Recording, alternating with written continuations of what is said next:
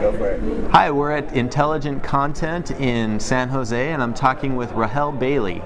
Rahel, tell me, what was the name of your presentation here, and tell us a little bit about it. Well, I had a workshop that was an all-day workshop, and tomorrow I'm giving a presentation with Scott Abel on how we did the book. So you know that we have this content strategy book, The Language of Content Strategy, and I think that's the most interesting thing to talk about. We realized that the way the usability field was 20 years ago, where you would ask somebody for wireframes and then you'd have to have a 20-minute conversation to make sure that they meant the same thing that you meant. We're at that same stage in content strategy. You say, I need a content audit, and somebody thinks that's an inventory, or somebody says an audit and that means an inventory and an audit and analysis. And so we said, okay, we need to have a standardized vocabulary. And so we didn't want it to be the Scott and Rahel show. We wanted it to be a community project, and we wanted it to be something that could grow and expand. So we asked 50 different people. We ended up with 52 terms, and we said, okay, that's a good starter kit. And so what we're going to do is find Scott and I each contributed one term, and then we'll find 50 other people that are known for that concept or that word. They have some expertise in it, and let's all contribute. And then we have a deck of practice cards. So when you go to a client and you say, I need these 10 cards, you can kind of put them in your pocket and then use them as crib notes. And we're having a website. So on that website, once a week we're going to release a term, and then whoever contributed that term will moderate a discussion in the community about that term. So when you, if you have differences of opinion, they can be brought to the table and discussed constructively, and we might tweak the definition based on what people come up with, or we might say, well, we need a new term for this, or let's borrow a term from another profession and repurpose it. So I'm very excited about that, because it's an exciting project for me, because it is crowdsourced and it does involve the community, and we decided that because we're content strategists and we're kind of on the technical side of content strategy, we needed to walk the talk, and so we single sourced it without using a big fancy CMS or anything, but we did a single sourcing project for it. So that's very exciting for me. So yeah, and I'm excited to check out this book. I was glad to get a free copy. I haven't really seen it, the insides of it, more than just glancing through it, but there are really 52 terms that are kind of specific to the content strategy domain. Yes. So how did you come up with the 52 terms? Like, who was it? Just a listing of a brainstorm, or like who decides? Like, okay, how do you come up with the terms, and then who decides what's the authoritative definition of each term? Well, that's why we wanted to make this a community thing, because who decides? I don't want to be the person who decides on everything. But I had started this originally because I was doing a workshop, a day-long workshop like I did here, and in that workshop I would talk about different deliverables. So I made a small deck of cards, 12, and these 12 cards each were for a deliverable or an activity. And so I guess I started with the first 12. You know, this is what they're about. And then we expanded it to localization terms. And so, you know, I'm not an expert in localization. I've done my share of it, but I'm not an expert in it. So I didn't want to be the one to determine these. So I think it's like, which 52 terms? That's just a starter kit. We'll probably end up with hundreds of terms. But there are things like define content. I get that question all the time. What do you mean by content?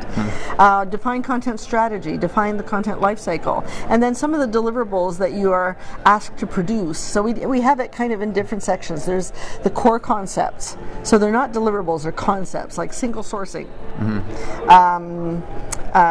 Responsive design, adaptive responsive design, we couldn't find somebody to write it in time, so that has to go in the next edition. Okay. But we had like adaptive content, intelligent content. So who's going to do intelligent content? Well, Anne Rockley, of course. And who's going to do modular content? Well, you know, we found somebody who that's what he's been doing for 20 years.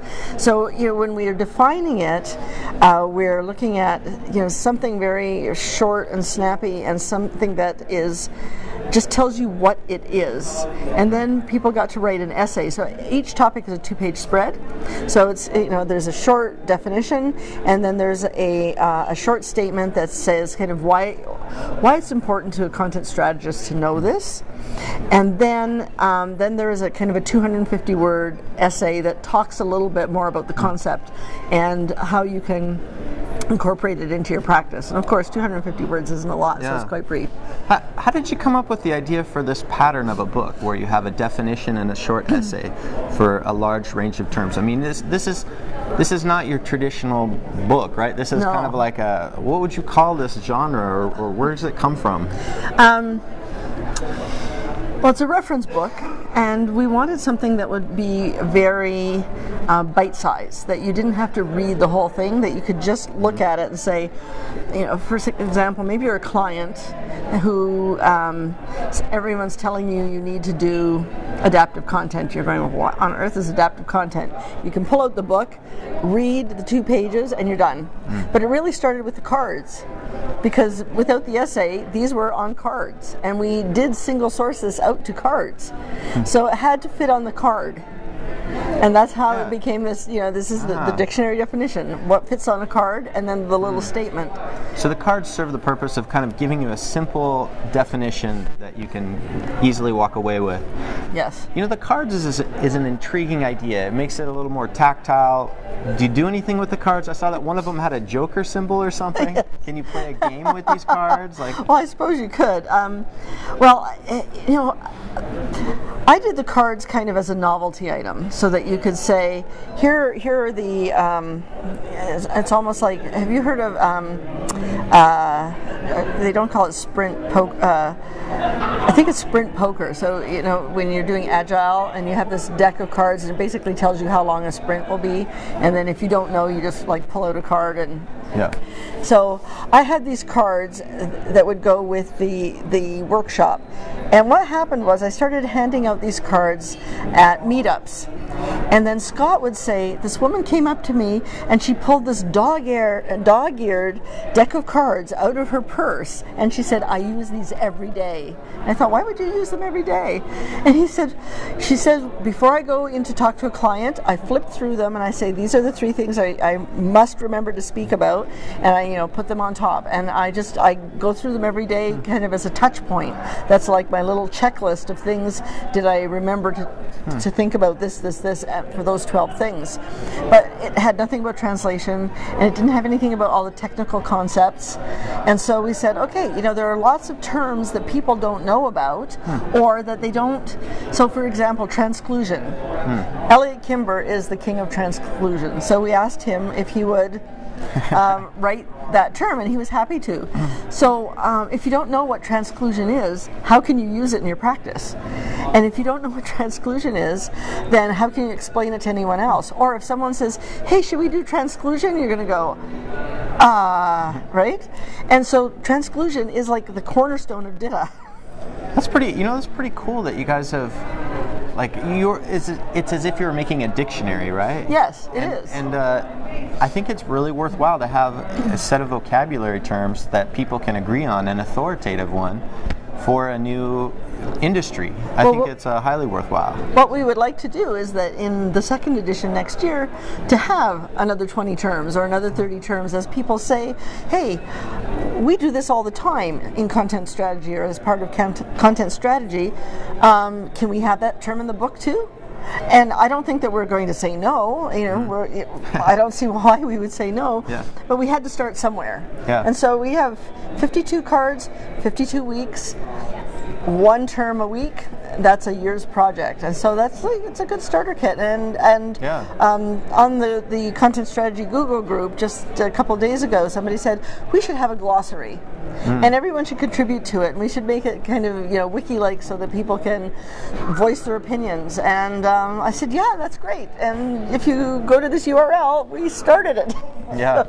So that's what we want to do, is kind of bring everybody in and have that focal point where people can say, I don't think that that's what this is, and here's what I do in my practice, and so then we can say, okay, well, let's look at that and let's find a word for it, and then we can all use it. And when we talk to each other, when we talk to our clients or to developers, we're all speaking the same language. Yeah, well, that's great. So if people want to find out more about the language of content strategy, where should they go? thelanguageofcontentstrategy.com. Okay. Or they can buy the book on Amazon or through XML Press. Okay. The website's probably the good starting point. All right. Well, thanks, Rahel. I appreciate you talking to me. Oh, I appreciate you interviewing me. So good to see you again. Yeah. Okay.